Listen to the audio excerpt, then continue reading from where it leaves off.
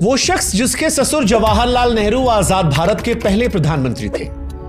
पत्नी इंदिरा गांधी न सिर्फ देश की पहली महिला प्रधानमंत्री थी बल्कि अपने दौर की सबसे ताकतवर नेता, जिनके बड़े बेटे राजीव गांधी ने भारत की बागडोर संभाली। छोटे बेटे संजय गांधी ने आपातकाल, नसबंदी जैसे कठोर कदमों से देश को हिला दिया। जिनकी बड़ी बहू सोनिया गांधी कांग्रेस की सबसे लंबे समय तक अध्यक्ष रहने वाली नेता बनी। छोटी बहू मेनका केंद्र में प्रभावशाली मंत्री रही। पोता राहुल गांधी कांग्रेस का अध्यक्ष बना और मौजूदा दौर में विपक्ष का सबसे बड़ा चेहरा है। पोती प्रियंका सांसद है और संजय का बेटा वरुण गांधी भी संसद तक पहुंचा। यह उस परिवार की कहानी है जिसने भारत की सियासत को न सिर्फ आकार दिया बल्कि उसे दशकों तक चलाया भी। लेकिन इस वंश की जड़ जिस शख्स से शुरू हुई वो गुमनाम हो गया। यह महज विडंबना नहीं बल्कि एक राष्ट्रीय त्रासदी है कि उस शख्स पर लिखी गई एकमात्र किताब भी किसी भारतीय लेखक के द्वारा नहीं बल्कि स्वीडिश लेखक बर्टिल फ्रॉक के द्वारा लिखी जाती है। और उस किताब का नाम होता है फिरोज द फॉरगॉटन गांधी। एक ऐसा गांधी जिसे उसके देश ने भुला दिया, एक ऐसा गांधी जिसे उसके अपने परिवार ने भी भुला दिया। फिरोज गांधी सिर्फ इंदिरा गांधी के पति या फिर नेहरू के दामाद नहीं थे, वो एक स्वतंत्रता सेनानी थे, संविधान सभा के सदस्य थे, एक पत्रकार थे जिन्होंने प्रेस की आजादी की वकालत की, सबसे बढ़कर एक सच्चे लोकतंत्रवादी थे। फिरोज का जीवन एक बगावती नायक की रोमांच दास्तान है। 20 साल की उम्र में स्वतंत्रता संग्राम में कूद जाना, 21 साल की उम्र में 3 बार जेल जाना। ये फिरोज गांधी ही थे जिन्होंने 1959 में सबसे पहले इंदिरा गांधी को तानाशाह कहा था। ये फिरोज गांधी थे जिन्होंने आजाद भारत में पहले प्रधानमंत्री पंडित जवाहरलाल नेहरू को करप्शन के विषय पर घेरा था और उस दौर के वित्त मंत्री को इस्तीफे के लिए मजबूर कर दिया था। फिरोज गांधी ने ही LIC घोटाले को उजागर कर बीमा क्षेत्र में राष्ट्रीयकरण की नींव रखने से लेकर प्रेस क्लब ऑफ इंडिया की स्थापना करवाई। फिरोज की उपलब्धियां अनगिनत हैं, लेकिन आज हैरानी होती है बताते हुए कि उस गांधी को इस देश ने भुला दिया। आज उनकी जन्मतिथि हो या फिर पुण्यतिथि, भारत में कोई फिरोज को याद नहीं करता। ऐसा लगता है कि उनके परिवार ने भी उनको भुला दिया। इलाहाबाद के पारसी कब्रिस्तान में उनकी समाधि उपेक्षित पड़ी है। इंटरनेट पर मौजूद जानकारी के हिसाब से राहुल गांधी 2 बार, सोनिया गांधी और प्रियंका एक बार उनकी कब्र पर गए। भारत वो देश जहां पर नेहरू इंदिरा के नाम से तकरीबन 500 योजनाएं हैं, वहां पर फिरोज का नाम चंद स्कूलों तक सिमट गया। यह कहानी उस भारत की है जो अपने साहसी नायकों को भुला देता है।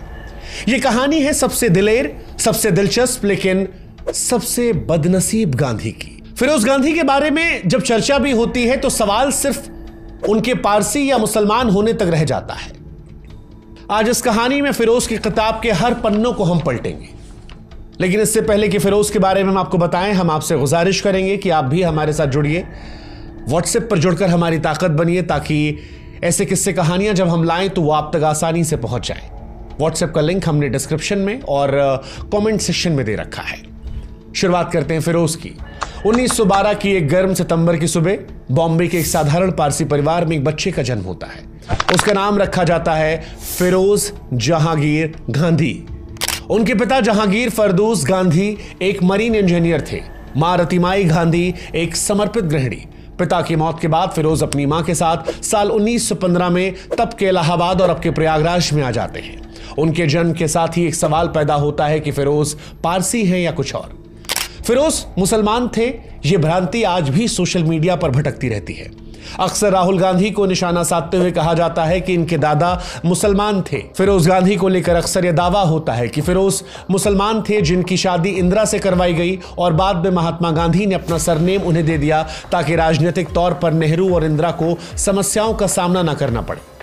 लेकिन स्वीडन लेखक बर्टिल फ्रॉग अपनी किताब फिरोज द फॉरगॉटन गांधी में इस बात का जिक्र करते हैं कि फिरोज का सरनेम गांधी था, अखबारों की गलती की वजह से वो गांधी हो गया।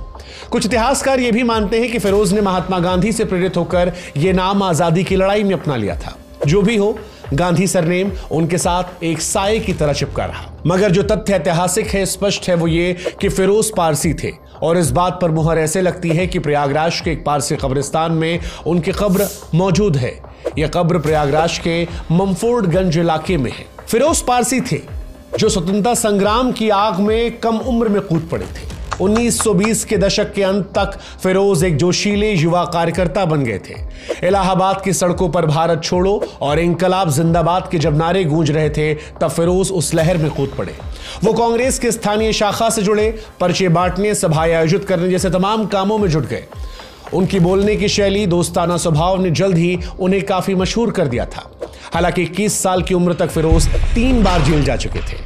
बर्टिल फ्रॉग अपनी किताब में लिखते हैं कि फिरोज की हंसमुख प्रकृति लोगों में उनकी तरफ आकर्षण बढ़ाती थी। वो हर उम्र के, हर वर्ग के लोगों के साथ आसानी से जुड़ जाते थे। 1930 में वो पढ़ाई के लंदन गए, जहां उनकी मुलाकात जवाहरलाल नेहरू की बेटी इंदिरा गांधी से होती है। लंदन की सर्द शामों में उनकी दोस्ती प्यार में बदल गई, लेकिन यह रिश्ता आसान नहीं था, क्योंकि इस रिश्ते के खिलाफ नेहरू थे। वजह, फिरोज एक साधारण से पारसी युवक थे। हालांकि फिरोज ने हार नहीं मानी। भारत लौटकर स्वतंत्रता संग्राम में और गहराई से हिस्सा लिया। उनकी लगन ने नेहरू का दिल जीता और साल 1942 में इलाहाबाद के आनंद भवन में फिरोज और इंदिरा की शादी हो गई। ये दो दुनिया, पारसी और हिंदू का एक संगम था। फिरोज और इंदिरा की प्रेम कहानी किसी फिल्म से कम नहीं थी। लंदन में शुरू हुई उनकी दोस्ती भारत में स्वतंत्रता संग्राम के दौरान प्यार में बदली। इंदिरा नेहरू की इकलौती बेटी थी जो दृढ़ और आत्मविश्वास से भरी थी। फिरोज की बगावती और हंसमुख शख्सियत ने उन्हें आकर्षित किया, मगर नेहरू इस रिश्ते से खुश नहीं थे। फिरोज को वो एक साधारण पारसी लड़के के तौर पर देखते थे। नेहरू ने शादी पर बयान भी जारी किया था कि शादी एक निजी और पारिवारिक मामला है। मेरा मानना है कि माता पिता को सलाह देनी चाहिए, मगर अंतिम फैसला 2 लोगों का होना चाहिए। इंदिरा और फिरोज की शादी को मैंने सहर्ष स्वीकार किया है और अपना आशीर्वाद दिया है। 1942 में आनंद भवन में हिंदू वैदिक रीति रिवाज से उनकी शादी हुई थी। फिरोज और इंदिरा शादी के बाद हनीमून के लिए कश्मीर गए थे। एक किस्सा बड़ा मशहूर है जब इंदिरा गांधी ने अपने पिता को तार भेजा और यह लिखा कि काश इस गर्मी में हम आपको कश्मीर से ठंडी हवाएं भेज पाते। नेहरू जवाब देते, थैंक्स, लेकिन तुम्हारे पास वो इलाहाबाद के मीठे आम नहीं है। फिरोज और इंदिरा की शादी शुरुआत में खूबसूरत सपने की तरह थी। इन दोनों ने स्वतंत्रता संग्राम में साथ साथ काम किया। उनके 2 बेटे राजीव और संजय उनके जीवन में खुशियां लाते हैं।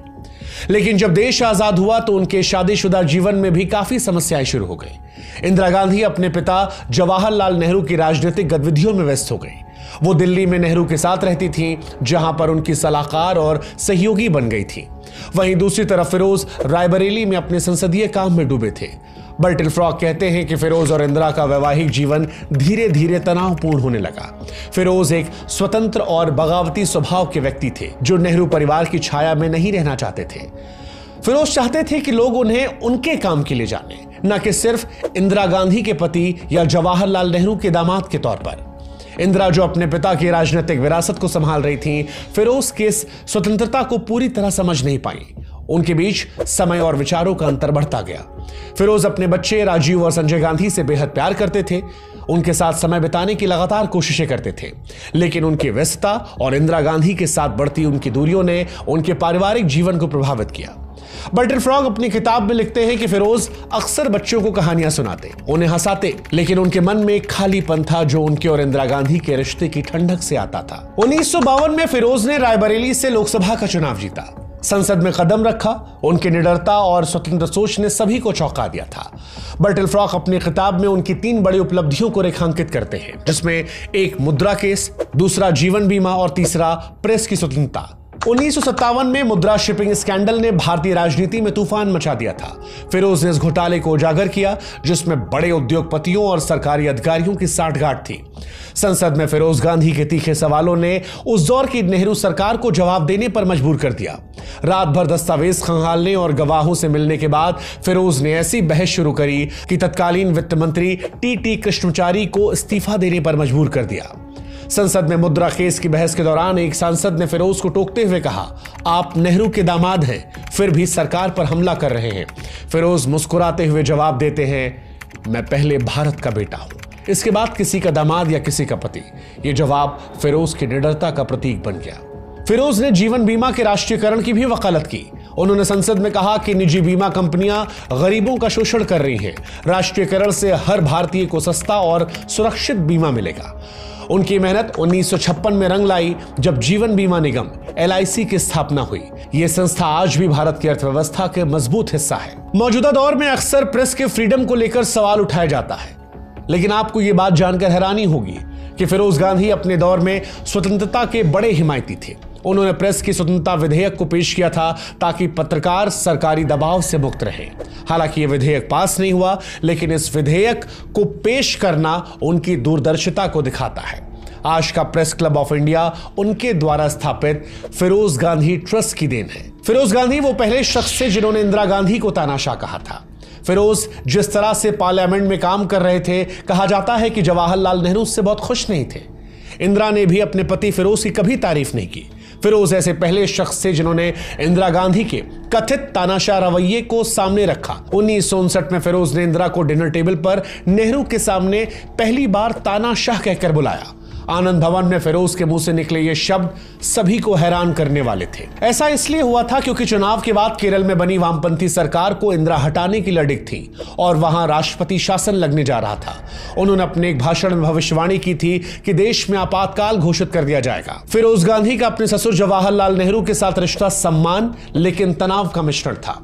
नेहरू उनकी निडरता की तारीफ करते थे, लेकिन फिरोज की आलोचनाएं उन्हें परेशान करती थी। मुद्रा केस ने फिरोज गांधी और पंडित नेहरू के रिश्ते को और ज्यादा तनावपूर्ण बना दिया था। फिरोज के करीबी ने बर्टिल फॉक को बताया कि उनकी और नेहरू की बातचीत अक्सर तीखी बहस में बदल जाती थी।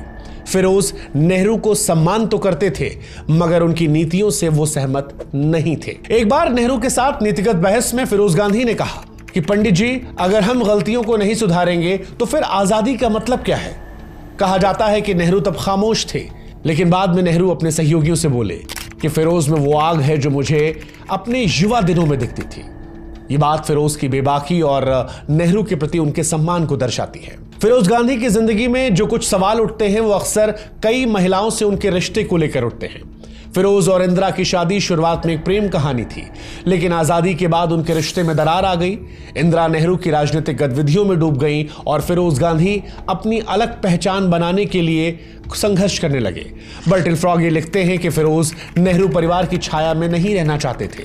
वो चाहते थे कि लोग उनके काम के लिए उन्हें याद रखें। और इसी बीच में जब इंदिरा से उनकी दूरियां बढ़ी तो उनके जीवन में कई सारी महिलाओं के आने का जिक्र है, जिसमें से एक बड़ी घटना लखनऊ के नवाब के यहां अफेयर की अफवाहें हैं। फिरोज के निजी जीवन का एक विवादास्पद पहलू लखनऊ के नवाब के यहां उनकी कथित अफेयर की अफवाहें थीं। बर्टिल फ्रॉग ये लिखते हैं कि 1950 के दशक में फिरोज के लखनऊ में एक नवाब की बेटी के साथ नजदीकियों की बातें उड़ी। ये अफवाहें तब शुरू हुई जब फिरोज लखनऊ में अपने संसदीय और सामाजिक कार्यों के सिलसिले में अक्सर जाया करते थे। नवाब का परिवार लखनऊ की सामाजिक सभाओं में मशहूर था और फिरोज की मौजूदगी ने लोगों की जिज्ञासा बढ़ा दी। हालांकि बर्टिल फ्रॉग इस बात पर भी जोर देते हैं कि इन अफवाहों के कोई ठोस सबूत नहीं थे। फिरोज गांधी का दोस्ताना और खुली प्रकृति वाला स्वभाव इन बातों को हवा दिया करता था। फिरोज जिस किसी से मिलते थे बेबाकी से मिलते थे। फिरोज की शख्सियत आकर्षक थी जिसने लोगों को प्रभावित किया। फिरोज इन अफवाहों से परेशान थे, लेकिन कभी भी सार्वजनिक रूप से इनका खंडन नहीं किया। इन अफवाहों ने इंदिरा गांधी के साथ उनके रिश्ते को और ज्यादा तनावपूर्ण बना दिया था। ऐसी ही एक अफवाह दिल्ली के गलियारों में भी तूफान लाती है। लखनऊ के अलावा दिल्ली में भी फिरोज के अफेयर की चर्चा जोरों पर थी और सबसे ज्यादा चर्चा तारकेश्वरी सिन्हा के साथ उनकी नजदीकियों को लेकर थी। तारकेश्वरी एक जवान और बुद्धिमान कांग्रेसी सांसद थीं जो अपनी सुंदरता और तेजतर्रार अंदाज के लिए मशहूर थीं। बर्टिल फ्रॉग लिखते हैं कि फिरोज और तारकेश्वरी की दोस्ती संसद में शुरू होती है, जहां दोनों कई मुद्दों पर साथ साथ काम करते थे।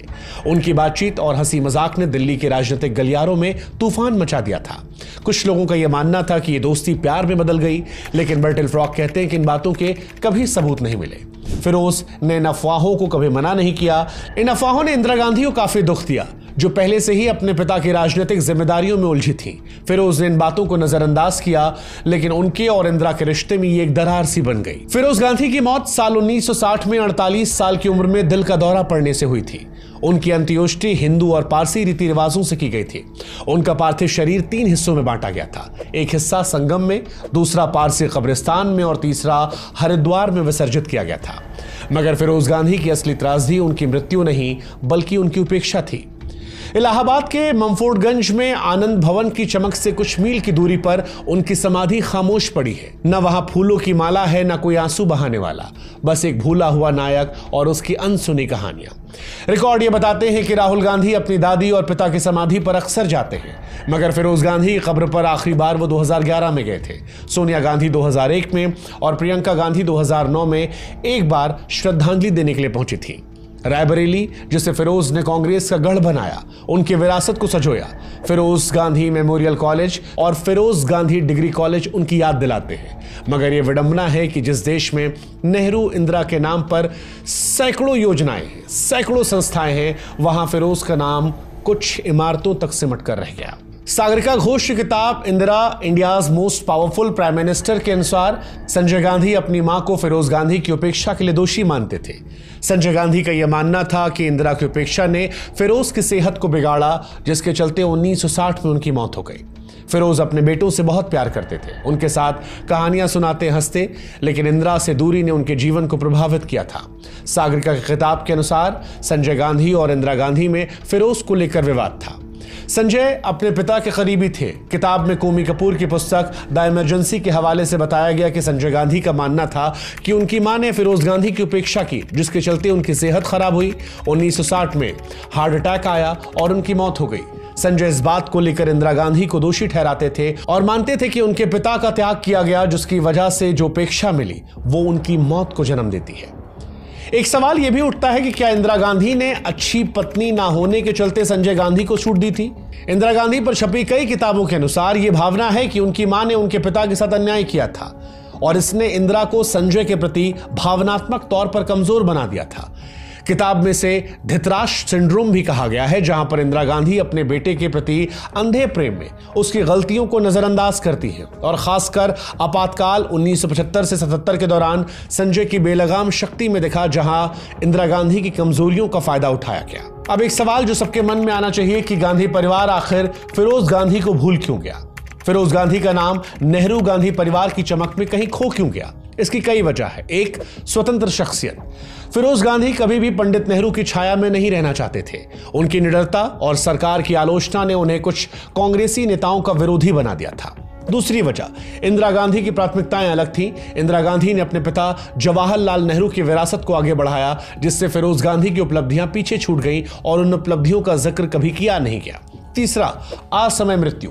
1960 में केवल 48 साल की उम्र में फिरोज गांधी दुनिया को छोड़कर चले गए, जिससे उनकी कहानी अधूरी रह गई।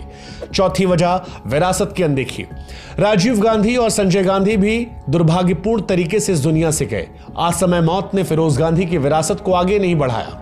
नई पीढ़ी में प्रत्यक्ष तौर पर उनसे कोई जुड़ा नहीं था।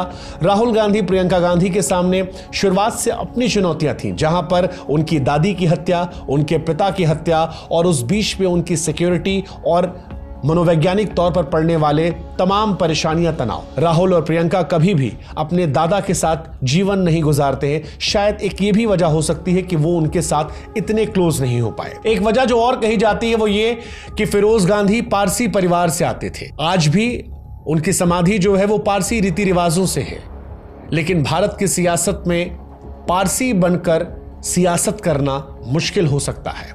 इसीलिए प्रत्यक्ष तौर पर फिरोज गांधी का नाम गांधी परिवार से कोई नहीं लेता, क्योंकि अगर यह नाम बार बार लिया जाएगा तो शायद एक नई बहस का जन्म हो जाएगा। राहुल गांधी खुद को ब्राह्मण बताते हैं, जो अपने नाना पंडित जवाहरलाल नेहरू से लेते हैं, लेकिन भारत की परंपरा के अनुसार बेटे का या पोते का धर्म वो होता है जो दादा का धर्म होता है। ऐसे में इस सियासत को हवा ना दी जाए, इसलिए भी फिरोज गांधी को भुला दिया गया या जानबूझकर उनका नाम नहीं लिया था, ताकि एक नए विवाद का जन्म ना हो। फिरोज गांधी के नाम पर भारत में कौन कौन से स्थान हैं? कुछ स्थान है, जैसा कि हमने आपको बताया। फिरोज गांधी के नाम पर लुधियाना में फिरोज गांधी के नाम से एक मार्केट है। फिरोज गांधी के नाम पर एक डिग्री कॉलेज भी है। हालांकि इन स्थानों की कहानी जो है वो बहुत कम लोगों को पता है। फिरोज गांधी को भारत में इतिहासकारों और लेखकों के द्वारा भले ही कम तवज्जो दी गई हो, लेकिन फिरोज गांधी की कहानी हमें यह सिखाती है कि सच्चाई और साहस कभी पुराने नहीं पड़ते। आज जब भारत में भ्रष्टाचार, प्रेस की फ्रीडम या फिर लोकतांत्रिक चुनौतियों का जिक्र जिक्र होता है तो फिरोज गांधी की आवाज हमें रास्ता दिखाती है। उनकी निडरता हमें इंस्पायर करती है कि सत्ता के सामने सच बोलने की हिम्मत रखिए। उनकी विरासत हमें याद दिलाती है कि हमें हमारे नायकों को भूलना नहीं है, बल्कि उनकी आग को जिंदा रखना है।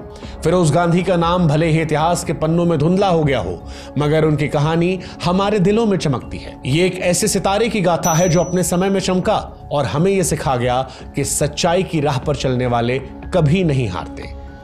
फिरोज गांधी की कहानी में इतना ही। फिरोज गांधी की जिंदगी का कोई खास हिस्सा अगर आप सुनना चाहेंगे तो आप कमेंट सेक्शन में उसका जिक्र कर सकते हैं। अगर कोई और कहानी आपको सुननी होगी तो आप उसका भी जिक्र कर सकते हैं।